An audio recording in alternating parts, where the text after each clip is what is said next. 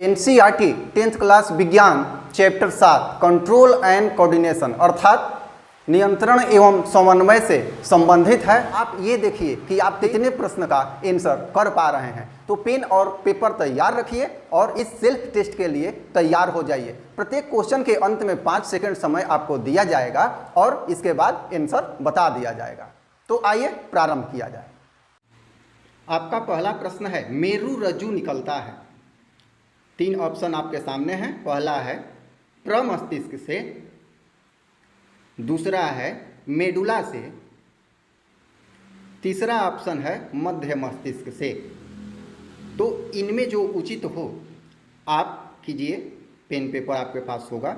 समय आपका प्रारंभ है और 5 सेकंड बाद ये रहा आपका आंसर 2 मेडुला से। अब अगला क्वेश्चन, निम्नलिखित में अनैच्छिक क्रिया है।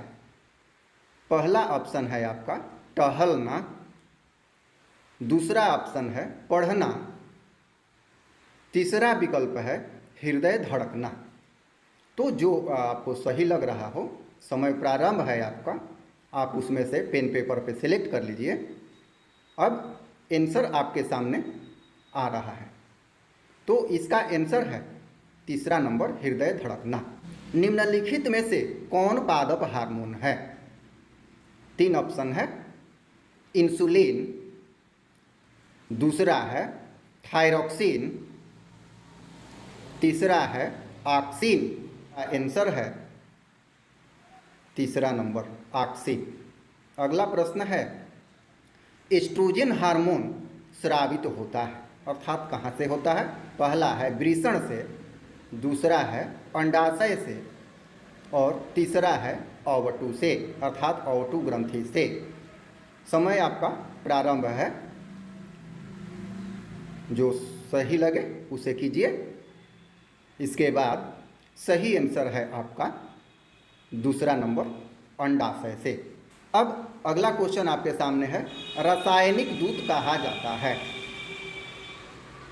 पहला विकल्प हार्मोन को, दूसरा पाचक रस को, तीसरा ग्राही अंग को।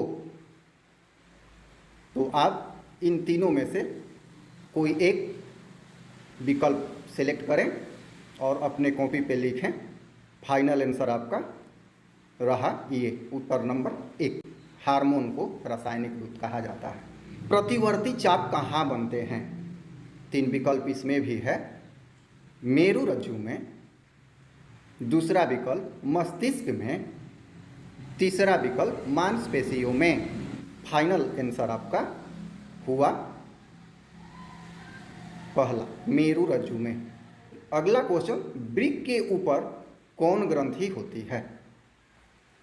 विकल्प 1 पीयूष ग्रंथि, विकल्प 2 ओवटू ग्रंथि, विकल्प 3 अधिवृक्क ग्रंथि।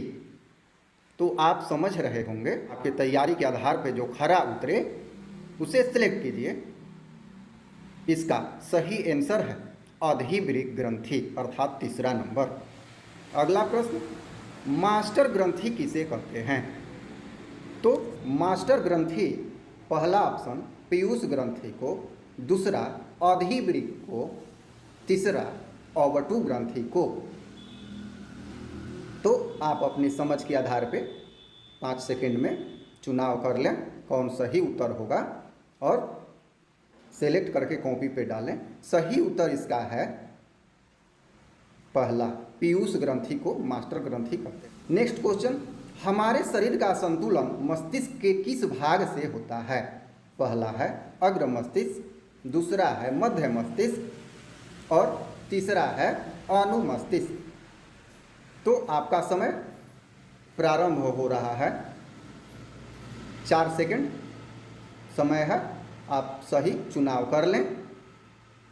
इसके बाद आपका सही उत्तर आ जाएगा उत्तर नंबर 3, जड़ का नीचे तथा प्ररोह का ऊपर मुड़ना कहलाता है। क्या कहलाता है? तो पहला है जलानुवर्तन, दूसरा है प्रकाशानुवर्तन, तीसरा है गुरुत्वानुवर्तन। जो विकल्प अच्छा लगे उस पर आप चिन्ह लगाएं, अपने कॉपी पे लिख लें, प्रश्न लिखते जाएं, अच्छा रहेगा। न जानते हैं तो भी जानिए। उत्तर ये रहा आपका तीसरा, अर्थात गुरुत्वानुवर्तन। क्वेश्चन, जल की ओर जड़ की गति कहलाती है। पहला जलानुवर्तन, दूसरा प्रकाशानुवर्तन, तीसरा गुरुत्वानुवर्तन। तो ये तीनों जो हैं बहुत ही महत्वपूर्ण हैं। इनमें से आप चुनाव कर लें कौन सा उत्तर सही होगा। उत्तर आपके सामने ये रहा, पहला जलानुवर्तन। नेक्स्ट क्वेश्चन, फल पकाने के लिए प्रयोग होता है। किसका होता है? 3 ऑप्शन है। पहला एथिलीन, दूसरा थायरॉक्सिन, तीसरा ऑक्सिन। तो जो सही है चुनाव करें। एनसीईआरटी बुक में सारे बात दिए गए हैं, वहीं से लिया गया है।